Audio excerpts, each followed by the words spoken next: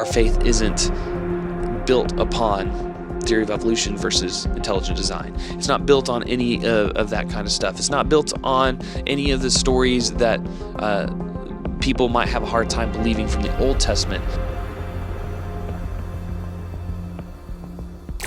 We've been in this series all about how science and faith intersect, and last week I made a video about 4 scientific realities that point towards God. If you missed that, make sure you go and check that out up here. It was a great video that just basically gives you some things that we know about the world and about science that I believe point towards a God. Now, that isn't every piece of the puzzle when it comes to how you should think about life as a whole or on every little question that we have in life, but it is evidence that I think helps bolster your faith and belief in God in a way that's beneficial. And in this video, I want to talk about maybe some missing pieces that get us from where we ended in the last video, that, okay, maybe the world around us can point us towards the reality that there is a God, and then take that and bring it into Christian idea and Christian thought and why that can help your Christian faith and your Christian thought, and where that actually stops and where that fails, and where you need some other tools to help you in your faith as it relates to science and in the world that we see around us. So first off, we have to recognize that science is a tool that gives us some evidence for the things that we see in life, but it is not the sum of all evidence, right? It's only a piece of the puzzle of life. Science cannot give us answers for everything. Like I said, it's a tool, and it has its limitations. It can't tell you what love is, for example, or compassion. You can't put that under a microscope and study it. It doesn't explain self-awareness or consciousness that humans have that other mammals just simply don't, although people have their theories about that. Science can't give you purpose for your life. It can't give meaning to your pain. It cannot tell you why you're here. It can only inform our observations on how the current world and how life works from a physiological or biological perspective. And science can only attempt to theorize as to how we got here to begin with. No one was there in the beginning when our world was made. So by definition, science can't tell you how we got here. It can only theorize based off the world that we see today. And you have 2 options. Either there was a God that was a part of all that, or there wasn't.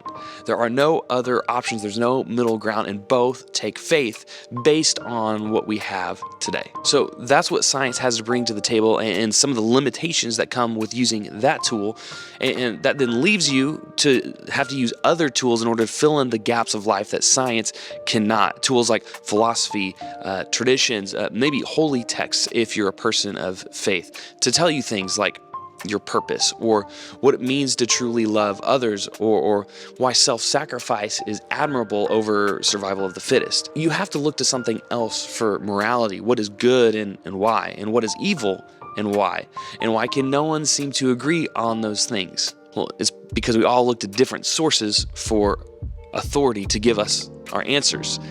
Now, all these tools, that they have some overlap where they agree and they're helpful and useful, and they also have some places where they conflict with each other. So the source of authority that you deem as most important will ultimately be the biggest authority for your life and have the final say when these different tools do come into conflict with one another. Now, what I'm describing here is called worldview. It's the way through which you choose to view the world that we live in.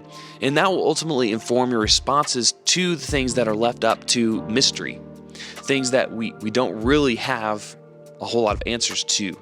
A religious way to put it is that your worldview decides what you put your faith in. If you only believe in science and what you can see in the natural world, and you have a bias against the idea of a God, then your faith will be in things like natural selection, and your resolution or resolve to the mysteries unknown will be to be okay with the reality that life is meaningless, that we're here for a few years, die, go into the ground, and feed the circle of life all over again. And you will have to make peace with that within your own worldview. On the other hand, if you do believe in God or a higher power, then you have to admit that we're here on purpose for a reason. Otherwise, why create the world to begin with? And our worldview will inform our answers as to why we're here.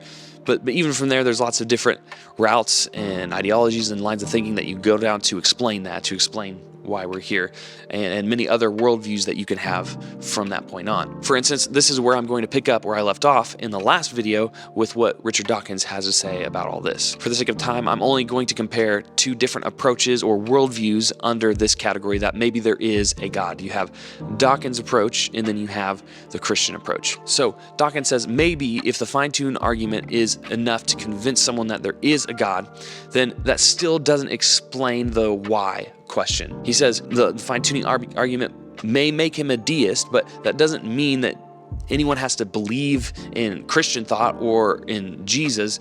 And now, for those of you who don't know, deism is just the belief that there is a God, but he now stands aloof and is distant, no longer caring about his creation or what happens with it. In other words, he got bored with us and moved on to a new project. Here's what Dawkins says. I'm very familiar with this argument as well, often called the argument for God from fine-tuning. It's essentially a design argument. It's saying, look at the extraordinary fine-tuning of these initial constants of the universe. If they differed from their actual value just a tiny bit, we wouldn't have a universe capable of producing life. And yet here we are. It needs an explanation. I think what you were coming to, Richard, is why you still think this is, you're still essentially pointing to a gap and filling it with God. Is that your problem because with it seems this? to me all you're doing is pushing it back a stage, and you've still got to explain God. Right. You're saying we need an explanation for the fine-tuning, and so we postulate a fine-tuner. But you haven't explained anything. I mean, you simply invented. Okay. You've magicked away the problem. And this has been one of your key arguments in your books, Richard. Just positing God just leaves you with something more complex to describe something. Well, more there's that. But yes. I think, but also, yes. You might convince somebody like me to be a deist, but then suddenly, okay, then we get Jesus Christ, and then we get crucifixion, then we get resurrection, we get virgin birth. That's nothing to do with it. I mean, that's a positively dishonest way of smuggling in what you really want. Well, not you, but I mean what some Christians really want, which is to bring in Jesus or Allah and Muhammad or Buddha, whatever it is. You cannot do that. I mean, you've got either you're going to stick with a fine-tuning argument, which is a good argument, or you've got to produce a really good argument for Jesus. But don't think that because you've convinced somebody by the fine-tuning argument to be a deist, that therefore he's then got to believe in Jesus. So let's address a couple of the things that he says there. First, he says that you haven't really answered anything by presenting the fine-tuning argument. You're postulating that there's a fine-tuner, but that creates a bigger problem that you need to then explain. And my answer to that, and I think the Christian response to that, is that we can't explain God because we're human, and we couldn't explain the fine-tuner even if we tried. That's because we're human, and he's obviously not bound by our laws because he's God and stands outside of things like space and time. It's like if I were to create a Lego world, I'm not bound by the laws of Legos. I don't have holes at the bottom of my feet that I have to have in order to stick onto things or make things click together. I created the Lego world and I stand outside of it. I don't actually belong to it. I'm the God of Legos, if you want to think about it that way. And the same is true in relation to God and creation here on earth. This is a level of mystery that Christians are okay with. It doesn't necessarily need any resolve. We can't explain the fine-tuner because he's not a part of our world, we're a part of his. And that's just a level of mystery that Christians are comfortable with. They're okay with not being able to fully understand God, and that's fine, and it'd be a little bit arrogant of us to think that we could. Now, for us, that doesn't necessarily need any more resolution. It doesn't need any more resolve. I can't explain to you how the miracle of flight works inside of an airplane. I know the basics. There's something about aerodynamics. There's something about the shape of the aircraft and the way that the flaps move to direct air under the airplane. But other than that, I can't get into a cockpit and figure out how to fly it. But I don't need to in order to get from Indianapolis to Miami, right? All I need to do is just trust that the pilot knows what he's doing, and I'm okay with that. I'm okay with that level of resolve when it comes to getting from place to place. The same is true with God. I don't need to understand him or understand how he works in order to trust that he is in control. So I can understand why someone might say, oh, you're just magicking the problem away. You haven't actually answered anything. You just created a more difficult problem. Someone who doesn't believe in God may not be comfortable with that level of resolve or with that level of mystery, but I am. I don't need any more resolve to the mystery of life than that. God is the creator. He created me with purpose, and the exact process for how really doesn't concern me. So that's kind of the first thing I wanted to address from what he said. So to address the second thing, which is that you have to either stick with the fine-tuning argument, which is a good argument, or you have to come up with a really good argument for Jesus. And that's a good point. Just because someone believes that there might be a God doesn't automatically mean that they should believe in Christian ideology or Jesus over, say, Allah or something. So let's talk about that. You have kind of this first approach, which is like kind of a classic apologetic method, right? First, if you get with the fine-tuning argument, you go, okay, maybe there's a God that exists, okay? Then there's no necessary conflict between evolution and theism. The conflict is between atheism and theism. And so if you get to a place where maybe the fine-tuning argument is enough and you can concede, okay, maybe there is a God that exists. Okay, if there's a God who exists that is capable of breathing life into nothing, if there's nothingness and he's able to speak and there is life, or he's able to create life by however means, whatever, that means he has power over life and creation. That means that miracles can happen, because miracles by definition are not natural. Like they defy the natural world. They are supernatural. Therefore, they cannot be measured in science. So if there's a God that exists that can create the laws of science that we abide by today, then obviously he's not bound by those, and he can bend those or break them if he wants. So if God exists, then miracles are possible. Okay. If miracles are possible, then the Gospels very well could be reliable accounts of actual events, because really the only reason some people disregard them is because of the miracles. Because, we know you can't heal dead people back to life. We know that you can't just walk around and heal people of ailments or who have leprosy or who've been blind since birth, stuff like that. You don't have power over weather and storms. But again, if God exists, then miracles are within the realm of possibility, which means the Gospels could be actual reliable events that happen. We have to think about why we have these Gospels or these New Testament writings to begin with, because writing documents in that day and age costs a lot of money, and only people who could afford it had accounts written about them, had people and scribes that could write on their behalf, right?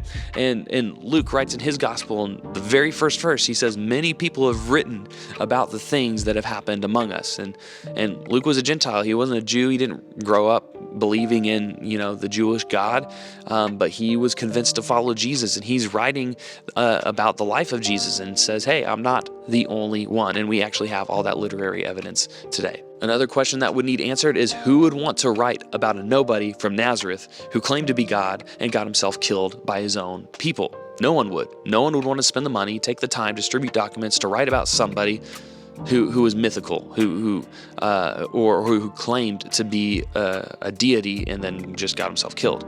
The only reason that that's significant to write about him is because of the next point, which is that Jesus rose from the dead. So if God exists, then miracles are possible. The Gospels very well could be reliable accounts of actual events. And if that's the case, then you have to concede that, okay, there's the possibility that Jesus rose from the dead. And if Jesus rose from the dead, then what he said can be trusted. So that's that's a logical reason argument for why, if a God exists, then the case for Christianity is within the realm of possibility, okay? That doesn't answer everything. That doesn't answer all the questions. It doesn't necessarily separate Christianity from any other religion. All it goes to show is that through, there's a logical, reasoned approach that you can take to, if God exists, then okay, believing in Jesus is plausible. But actually what I think the better argument is, and the better place to start, and the better case for Christianity has less to do with the creation narrative or beginnings or any arguments from science necessarily, but the case for Christ actually starts with the event of the resurrection. That's where everything hinges, that's what it's all built upon. And this argument starts with the following: Jesus rose from the dead. Now, in a scientific world, that doesn't necessarily fly, but the questions that actually need to be answered are the questions surrounding the event of the death, burial, and resurrection of Jesus Christ of Nazareth. Now, the Gospels were written because Jesus rose from the dead. So that's why we have this information today. The Gospels didn't create this resurrection story, as those outside of the faith would claim. The resurrection is why the Gospels were written, and there's several reasons for that. Okay, I already talked about how it was expensive to write stuff and all that kind of stuff. But the Gospels, you look at how they're written, they talk about all the flaws and the mistakes that all the disciples made. If this was a mythology, you wouldn't include any of that in. You would make all the characters out to be heroes.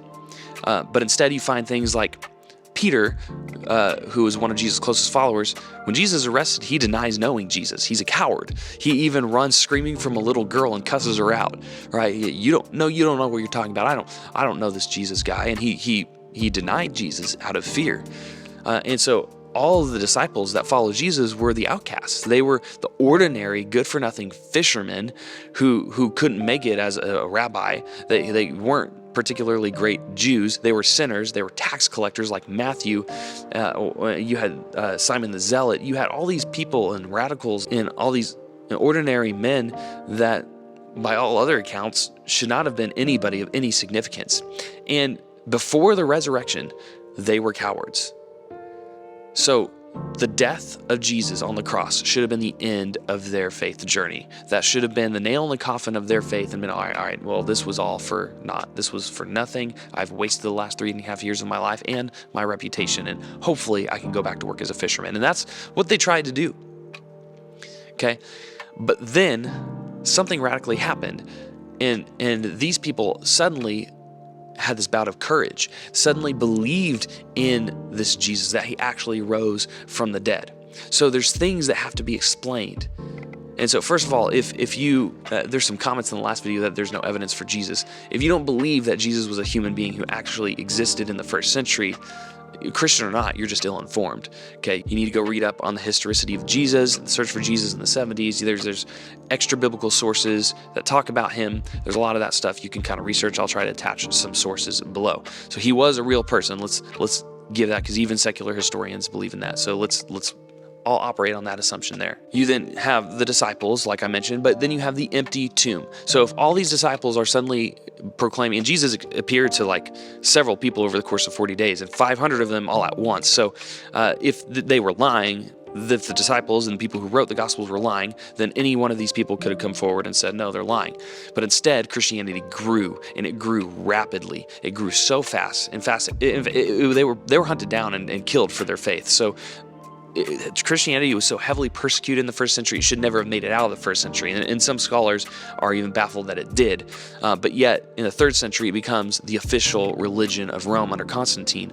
And so Christianity had a radical growth and influence in the ancient world. So if the disciples were lying about Jesus and they had nothing else to do with their life, so they had to claim that he rose so that their lives wouldn't be wasted, well, then you have to explain the empty tomb, because Rome could have easily produced the body and been like, nope, it's right here.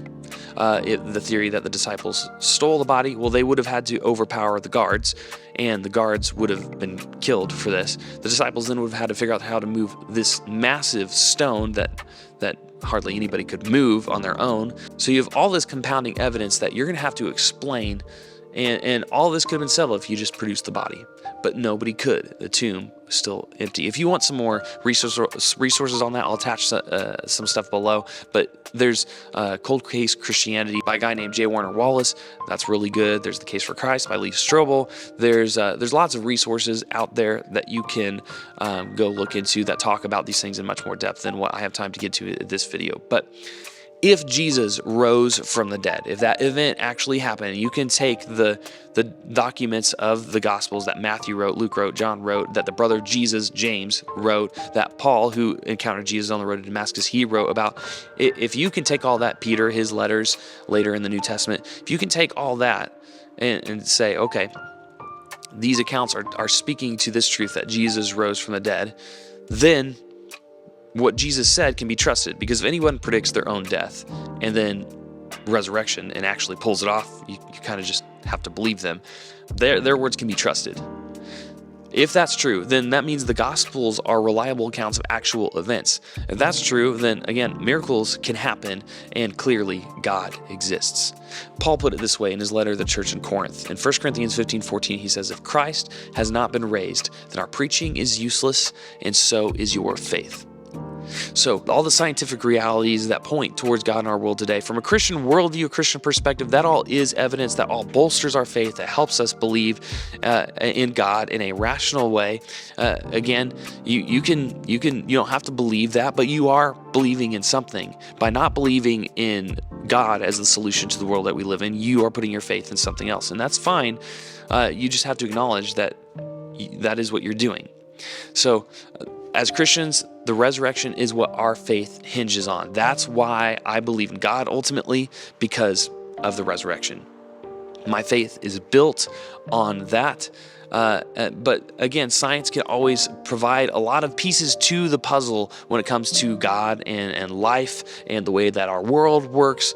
I believe they can point to God. And again, that was the point of the last video. And we don't have to be afraid of questions. We don't have to be afraid of any of those things because, again, our faith isn't built upon theory of evolution versus intelligent design. It's not built on any of that kind of stuff. It's not built on any of the stories that people might have a hard time believing from the Old Testament. It doesn't have to be based on archaeological evidence that supports the narratives that we read about in the Old Testament. What our faith hinges on and what it's built on, the foundation is the resurrection of Jesus. And so those are the logical reasonings for why Christians come to that conclusion. And I'd be happy to hear your comments down below. If this has been helpful to you, give this video a like, subscribe, watch the messages in that I Wander series. If you have not already, I'll link them up there. And I'll look forward to seeing you in the next video. Peace.